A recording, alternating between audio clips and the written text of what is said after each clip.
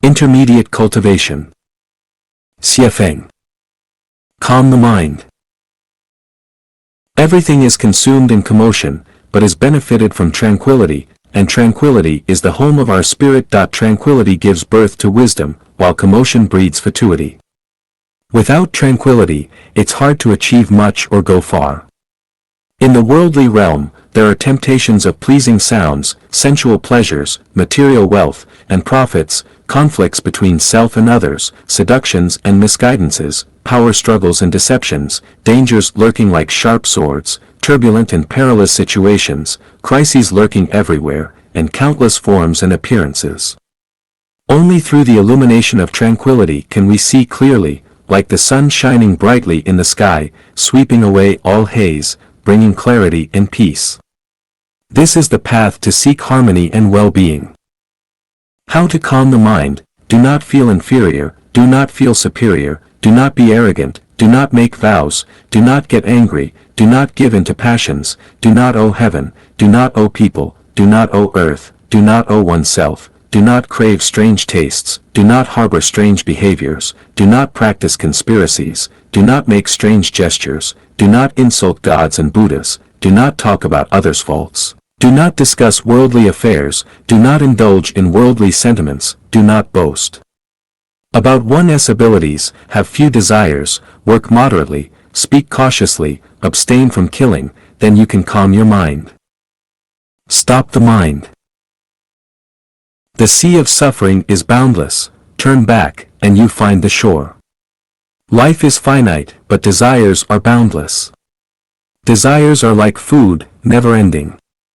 They are like demons that disturb your mind and confuse your Buddha nature. If you do not aim high here, you will fall into the demonic realm. Once you enter the demonic realm, you will be lost in the heavy fog and it will be difficult to see the celestial scenery, wasting this life in vain. Therefore, you should stop when you should stop, and retreat bravely in the face of the torrent. Manage the mind. The divine spirit gives me life, and the heart brings my demise. The heart is the master of the body and the commander of the spirit. When the heart moves, the spirit becomes clouded. When the heart is still, the spirit becomes clear. When the heart races, the spirit is unsettled. A single movement of the heart invites all kinds of troubles. While there are remedies for 100 diseases, the disease of the heart is difficult to cure. Therefore, those who are good at nurturing life start by managing their hearts. If it is restless, calm it. If it is wicked, stop it. If it is desirous, let go and suppress it. If it is impure, purify and clarify it. Over time, things will not disturb the heart, and the spirit will be at peace within. A vibrant, clear, and peaceful spirit is the key to connecting with the negative universe and harnessing the energy of the negative universe. Rectifying the mind. Before one can manage the mind, it must first be rectified. If the mind is not upright, it will breed evil thoughts. The first step to rectify the mind is to read Thebable. Without reading Thebable, things remain unclear. The second step is to read the Buddhist scriptures. Without reading the Buddhist scriptures, the principles are not comprehended. The third step is to read the Quran. Without reading the Quran, sincerity of the heart is hard to achieve. The fourth step is to read the Tao Te Ching. Without reading this scripture, the path remains unclear. The fifth step is to learn science. Without understanding science, everything becomes chaotic. Being humble.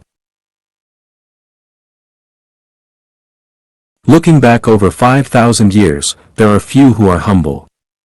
People cling to their own biases, preconceptions, heresies, delusions, and narrow views, insisting on their own opinions, refusing to admit their mistakes, wasting several lifetimes in vain, and failing the patience of the greatest Creator. As the saying goes, there is a way to heaven, but they do not take it. Hell has no door, but they insist on crashing into it, brewing bitter wine to drink, and still blaming the greatest Creator for being unfair. Those who suffer hardships, difficulties, poverty, torments, and setbacks need humility the most, but the reality is just the opposite. The more one understands the principles, the higher one's wisdom, the humbler one is.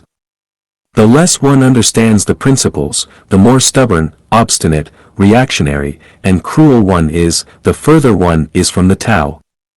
Not only can they not become celestials, but it is also difficult for them to become humans in the next life.